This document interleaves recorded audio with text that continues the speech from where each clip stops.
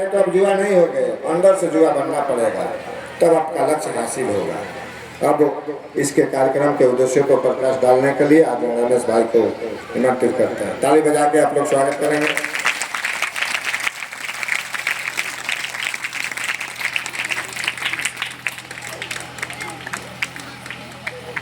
परम पूज्य गुरुदेव की जय। परम वंदनीय माता जी की जय। भारत माता की जय।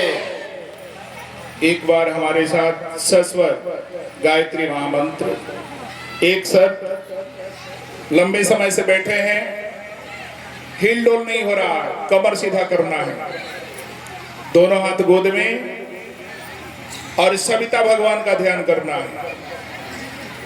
आप लोगों को लग रहा होगा कि हम क्यों ऐसा कर रहे हैं, इसमें आपकी जीवनी शक्ति छुपी हुई है।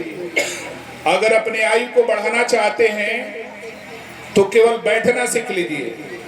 जिसकी रीढ़ की हड्डी अगर सीधा है उसकी आयु अधिक हो जाएगी। और जैसे लूज पूंज हम टेढ़ा मेढ़ा बैठते हैं, उस श्वसन क्रिया से जैसे हम सांस लेते हैं तो सांस लेने की क्रिया नाभि तक होनी चाहिए, लेकिन हम ऊपर ऊपर ही ले लेते हैं। इसलिए हम अभ्यास करें 5 मिनट, 10 मिनट, 20 मिनट, आधा घंटा सीधा बैठने का प्रयास करें। हम चाहते हैं कि हमारी आयु ज्यादा हो, तो कमर सीधा, दोनों हाथ गोद में, सविता भगवान का ध्यान। और किसी देवी देवता को हम नहीं देखते, न दिखाई पड़ते हैं। हम भाव से शंकर भगवान, काली जी, दुर्गा माई सबके पास जाते हैं। लेकिन सविता सूरज जो है जैसे दिखाई पड़ते हैं हम जग जाते हैं, अंधेरा मिट जाता है। भाव ही करना है कि हमारे अंदर का भी अंधेरा उस परमात्मा के माध्यम से मिट जाए। हमारे अंदर जो भी कलाए, कलमस, दोष, दुर्गुण है, हे सविता देवता, उसे आप मिटाकर अपने जैसा तेज पैदा कर दीजिए। इस भाव के साथ गायत्री महामंत्र हमारे साथ, दोनों हाथ गोद में, कमर सीधा, आंखें बंद। ओम भूर्भुवः स्वः तत्सवितुर्वरेण्यं भर्गो देवस्य धीमहि धियो यो नः प्रचोदयात्। गुरुर्ब्रह्मा गुरुर्विष्णु गुरुरेव महेश्वर गुरुरेव साक्षात् परब्रह्म तस्मै श्री गुरवे नमः। अखंड मंडलाकारं व्याप्तमेन चराचरं तत्पदं दर्शितमेन तस्मै श्री गुरवे नमः। हरने कोया ज्ञान ज्ञान की ज्योति अखंड जलाई, भूपर लाने स्वर्ग योजना युग निर्माण बनाई। ज्ञान जग के लिए समर्पित जिनका जीवन सारा, उन सदगुरु श्री राम चरणों में नम्र प्रणाम हमारा। बड़े हर्ष की बात है कि आपके यहाँ 9 कुंडीय गायत्री महायज्ञ का आयोजन किया गया है। इस गांव के और अगल बगल गांवों के मैं गायत्री परिवार की ओर से कोटि कोटि नमन और धन्यवाद देता हूं कि आप सबों के सहयोग से इतना बड़ा कार्य बड़े सरलतापूर्ण संपन्न हुआ। और आगे प्रार्थना करेंगे गुरुदेव गायत्री माता से कि आगे ऐसा ही सहयोग स्नेह आपका मिलता रहे, ताकि हम जो परम पूज्य गुरुदेव परम वंदनीय माता जी का लक्ष्य है, मानव में देवत्व का उदय और धरती पर स्वर्ग का अवतरण, ये छोटा अभियान नहीं है, ये बहुत बड़ा अभियान है।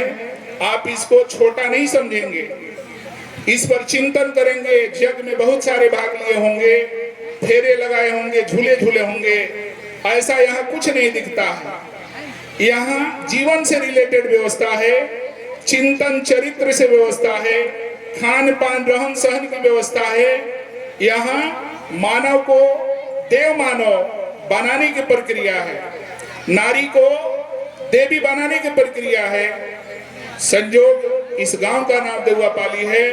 निश्चित यहाँ के लोग देवों के पाली माने देवताओं के पाली में लगे हुए हैं, तभी ऐसा कार्य यहाँ हो पाया। हम सब लोगों को सहयोग जितने लोगों ने, जितने ग्रामवासियों ने किया, मैं उसको अपने ताहे दिल से उन्हें नमन करता हूं। साथ ही निवेदन करता हूं कि हम आज ही नहीं आए यहाँ, हमारा प्रयास 1 से 1.5 साल से चल रहा है। हम प्रत्येक रविवार को आपके मंदिर पे आते हैं और यहाँ बाल संस्कार शाला पहले चलता था, बाद में हवन के प्रक्रिया में कन्वर्ट हो गया।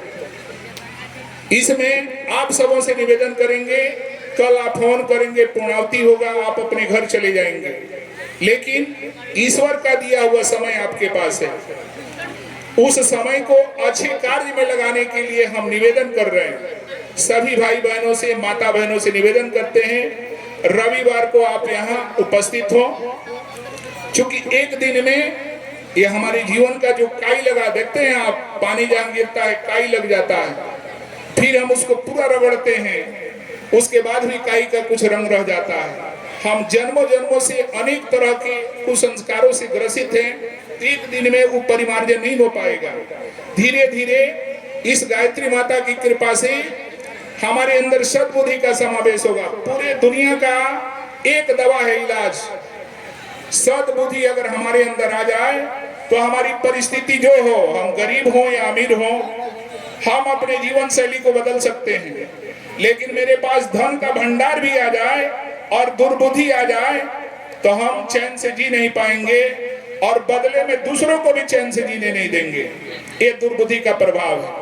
तो हमें इस गायत्री माता की सद्बुद्धि के माध्यम से अपने जीवन को परिमार्जित करना है, उसके अंदर का जो मजाई धुलाई करना है और अपने बुराई को इस जग में आहुत कर देना है। हम निवेदन करेंगे जिन लोगों को खान पान पर थोड़ा भी परहेज हो जाए, चूंकि पहला शर्त यही होता है कि हम जैसा अन्न खाते वैसा मन हो जाता है। दारू पीकर कोई व्यक्ति भगवान के मंदिर में जाके पूजा नहीं करेगा, वो भी विचार का चिंतन करेगा। इसलिए आहार पर सबसे बड़ी, खास तौर पे माता बहनों से निवेदन करेंगे कि आप लोग इस पर चिंतन जरूर कीजिएगा कि सात्विक आहार हो जाए आपका। अगर चाहते हैं घर परिवार या आपका बच्चा संस्कारित हो तो पहला शर्त आहार पर ही है। जैसा अन्न खाते वैसा मन हो जाता है, ये विज्ञान कह रहा है।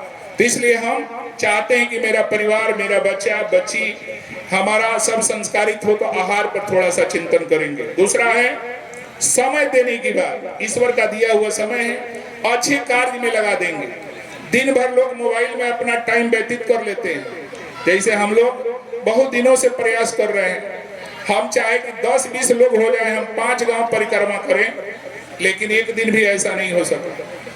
हम सुबह 6 बजे यहाँ जाते स्टैंड में, 2:30 से 3 बजे जगना पड़ता है। उसके बाद आते हैं तो लोगों को जगा के या घर घर तक जाने की प्रक्रिया बनाने का प्रयास किया जाता है। इसमें हमारा कोई स्वार्थ नहीं, न कि हम यहाँ से कुछ लेके जाने की स्थिति में, हम लेके जाने वाले हैं। अगर आप सरलतापूर्ण अपनी बुराई दे देंगे तो हमें बहुत आनंद की अनुभूति होगी।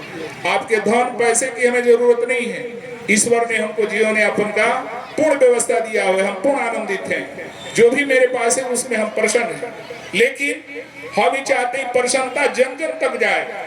जैसे अभी विवेकानंद की बात आप सुन रहे थे, विवेकानंद नरेंद्र दत्त से विवेकानंद बन गए। किनके माध्यम से?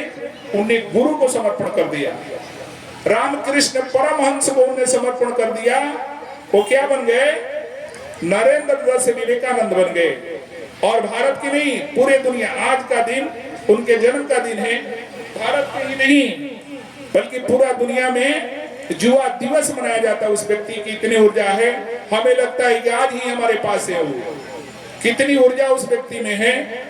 वैसे हमें प्रेरणा लेने की जरूरत है। चिंतन और चरित्र, 2 चीज का समाज में पूजा होता है। धन का किसी का कोई इतिहास नहीं है। चरित्र अगर ठीक है आपका, एक घटना बता रहे हैं विवेकानंद जी का। विवेकानंद जी एक जगह साधना में बैठे थे, वो छत था। एक महिला उनके तेज को देखी और उस पर मोहित हो गई। उन्हें सोची इनको पति के रूप में अगर हम अपना लें तो बड़ा ही अच्छा होगा। किसी तरह व्यवस्था बनाते विवेकानंद तक पहुंची और विवेकानंद जी के पास पहुंची और कही कि हम आपसे शादी करना चाहते हैं। विवेकानंद बोले, आखिर क्यों?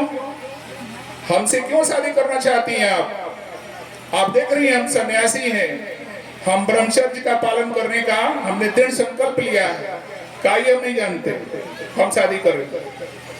विवेकानंद पूछे, आखिर क्यों शादी करना चाहती है, हमें कौन सी ऐसी चीज है? वो कही, आपके जैसा पुत्र चाहते हैं। विवेकानंद थोड़ा भी विलंब नहीं किए और उसके चरणों पे अपना हाथ रख के बोले, हे माँ, हो सकता है कि हमारे जैसा पुत्र हो या ना हो, लेकिन हम आपको माँ के रूप में स्वीकार कर लेते हैं। उसकी जितनी भावनाएं थी गलत, वो तुरंत परिवर्तित हो गई और विवेकानंद की शिष्या बनके उस समाज के निर्माण में अपना पूर्ण योगदान दी। ये क्या है? व्यक्तित्व और चरित्र। दुनिया में अगर किसी चीज की पूजा होती है, उसका नाम है व्यक्तित्व और चरित्र। जिस व्यक्ति का व्यक्तित्व अगर ठीक नहीं है, चरित्र ठीक नहीं, उस आदमी का एक पैसा मोल नहीं है।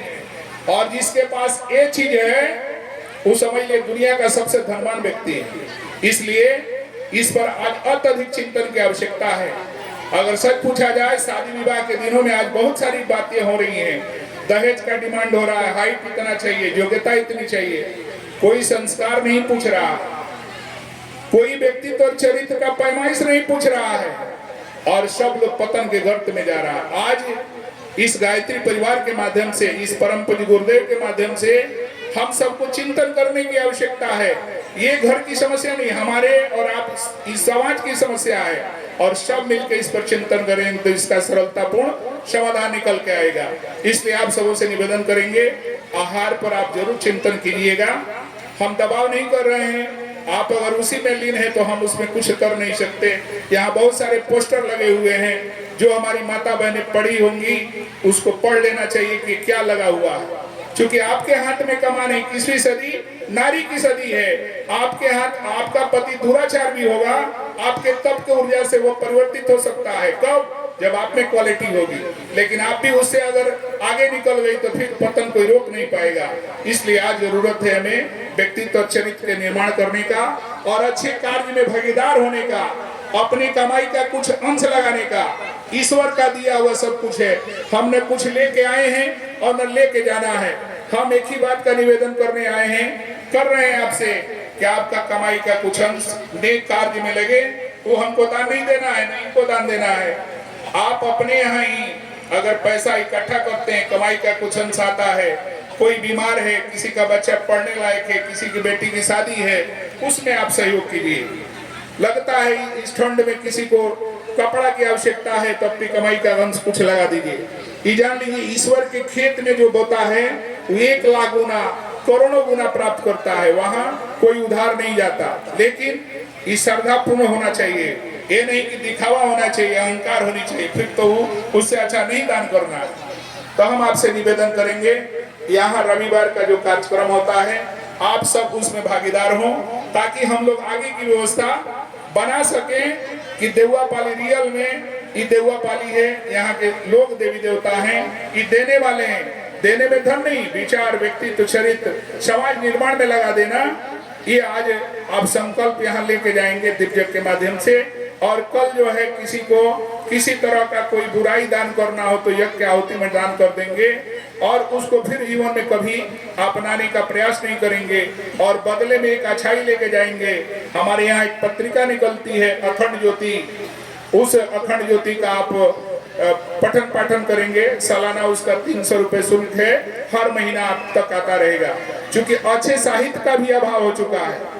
फिल्म इंडस्ट्री का तो मिल जाएगा, खेल खिलाड़ी का मिल जाएगा, फिल्म अभिनेता नेत्री का मिल जाएगा, लेकिन अब अच्छे घरों में अच्छे साहित्य का अभाव हो चुका है। इसलिए हमें साहित्य अच्छे लेने की आवश्यकता है। यहाँ स्टॉल भी लगा हुआ है, आप अपने घर अच्छे साहित्य ले जाएंगे और एक पाठ जरूर पढ़ने का प्रयास करेंगे। सोने से पहले हमें स्वाध्याय की आवश्यकता है, तब हम अपने जीवन को सही दिशा और दशा को परिवर्तित कर पाएंगे।